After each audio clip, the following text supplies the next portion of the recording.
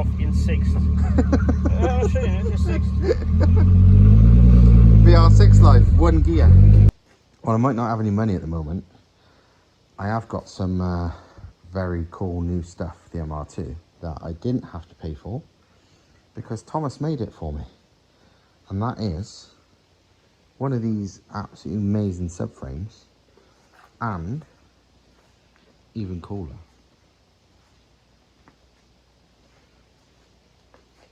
some rear arms. Basically, these are the ones that we are, well, you know about the subframes. These are the rear arms, the final production versions. To be honest, they were 99% done for a while. The hardest thing was finding the correct ball joints, because they are a very, very specific and quite rare ball joint. But we found them, and now they're ready for production and sale, and they're absolutely bloody awesome. We've got dust boots for them too, so they will be better for, you know, these kind of things, the rubber boots, but for this end as well. So they'll be perfectly road usable, and because it's all removable and replaceable, even if anything wears out, not a problem, just fit a new one. While they look adjustable, and technically they are, they've not been made to be adjustable like normal adjustable arms, because, well, I kind of need to do a whole separate video on this, but with Thomas explaining, because I am not the suspension expert. But the way the suspension is designed on these cars, and on a lot of cars to be honest, but people don't realise, if you adjust like one of these arms,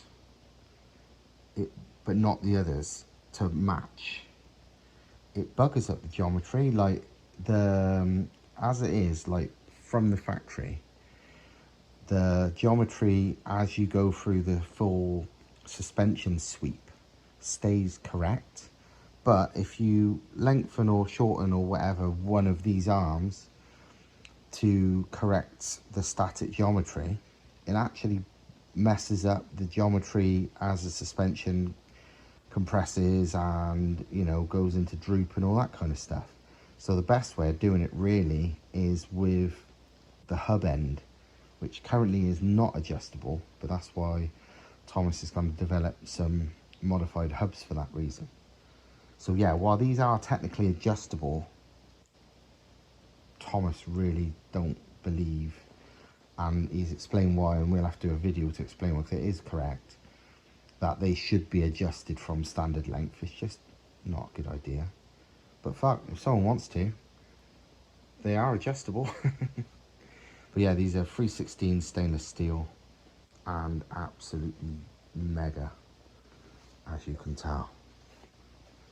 So they'd last forever. They're super strong. They're actually not heavy, and they feel like they weigh less to me than a lot of the aftermarket ones out there, which are just made from mild steel, just crap really.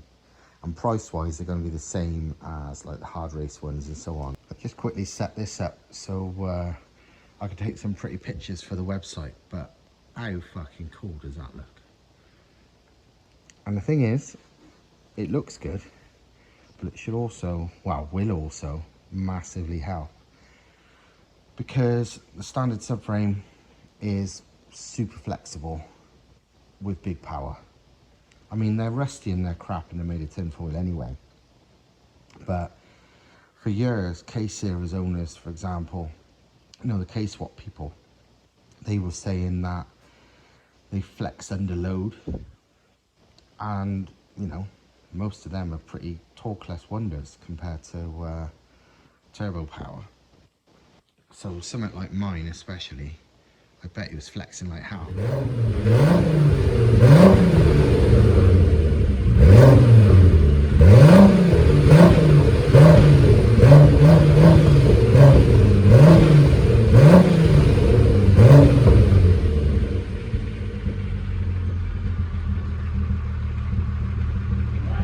I like it.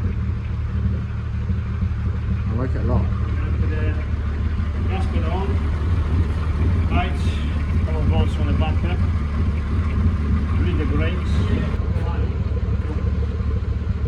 Yeah, do you want me to rev it and you, yeah, Remote. your remote throttle pedal. The advantage of drive-by-wire throttle, you can listen to your car anyway. Again on the low. Oh mate, under low it's going to be amazing.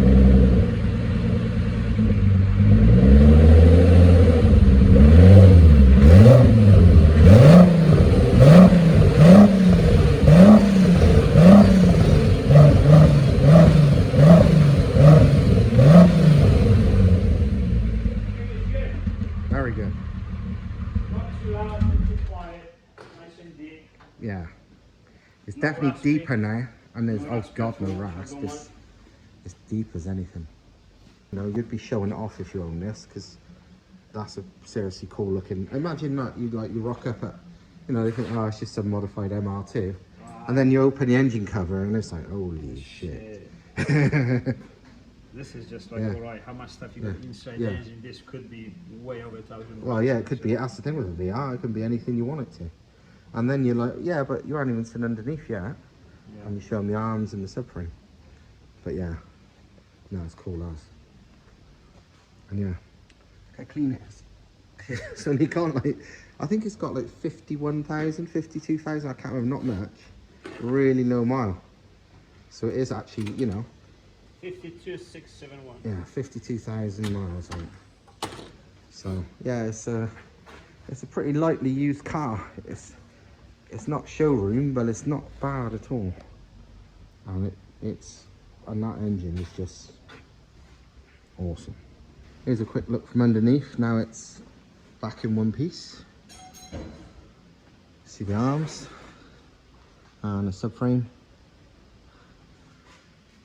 And you see how big the CV joints are on here compared to the standard ones. I think they're an inch or half an inch bigger diameter than the standard MR2 ones. As a standard one. That is a standard one. I think it's an inch bigger if I recall. No, and that's the diameter of the CV. Much smaller. Yeah, you see the shafts are Yeah. only about 2/3 the size, and the CV's about the same. Big difference. Close is different grade completely. Oh, completely, yeah. These are proper motorsport shafts. This is the difference between the standard arms and the aftermarket ones, our ones. A big difference to say the least. And unlike these where you have to throw it away when the ball joint wears out, these are completely replaceable. And obviously the subframe needs no explanation either. That's what the exhaust looks like now it's finished.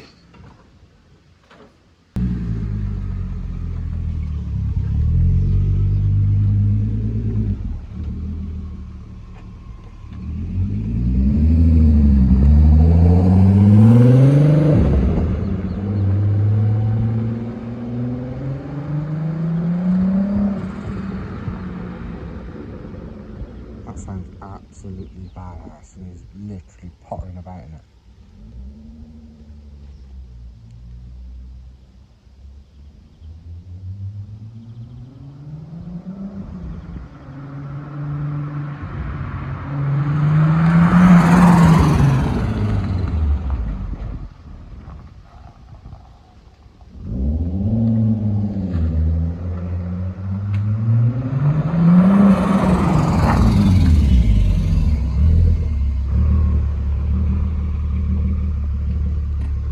What do you think? Sounds fucking awesome. Face is useless. Huh? Face gear is useless. Yeah? It's Just- redundant. Yeah. It's I mean, you're not even revving it Tell then, you are you? something. This is reverse. Yeah. This is face gear. Sorry, this is face gear. This is fifth. Right? Yeah.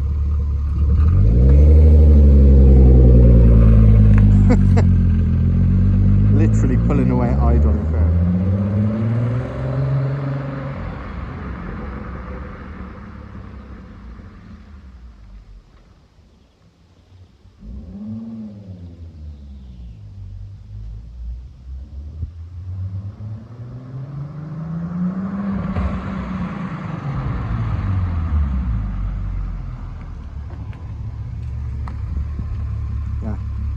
That literally pulled away like it was first. 1000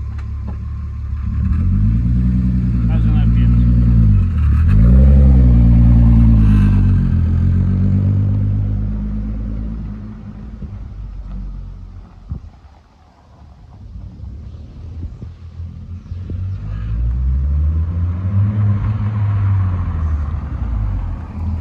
And you're very touching the front. I was going to say, he wasn't even revving it at all, any of that, was he? When people are saying, "Ah, is it such a powerful car? How is it still drivable?" Well, you have no idea. Yeah, the most drivable car you've ever driven. So mellow, so nice, it just goes. Yeah. And then this again, third, 1000 RPMs you're making, or 800 RPMs you're making using. You put your foot down, there's no shake, there's nothing. Just well, you see. Yeah, exactly. Yeah. Jump in, test it. All right. Right, should we just go on the block a bit then? The first time.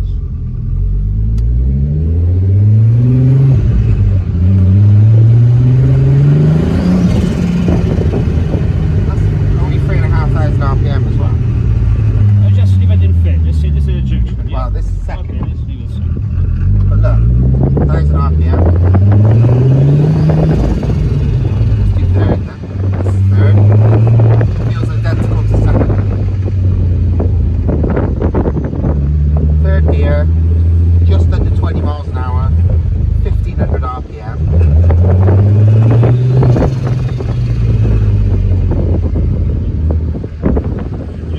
Yep.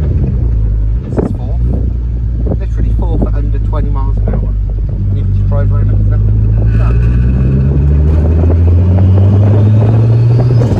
How do you accelerate that fast in fourth gear? Barely moving. Have you tried pulling off in fourth? No, I'm sure we'll pull off. Yeah, I know. Let's have a feel at what it feels like. It feels like you don't need to ever change out of fourth gear. So let's see what fifth. Right.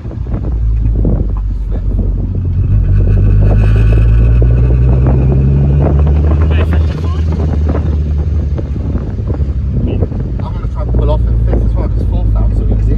I think fifth might be taking the piss a bit. Yeah, taking a piece out of the clutch. Let's You will see. still do it. But look, fifth gear, less than 20 miles an hour. And then,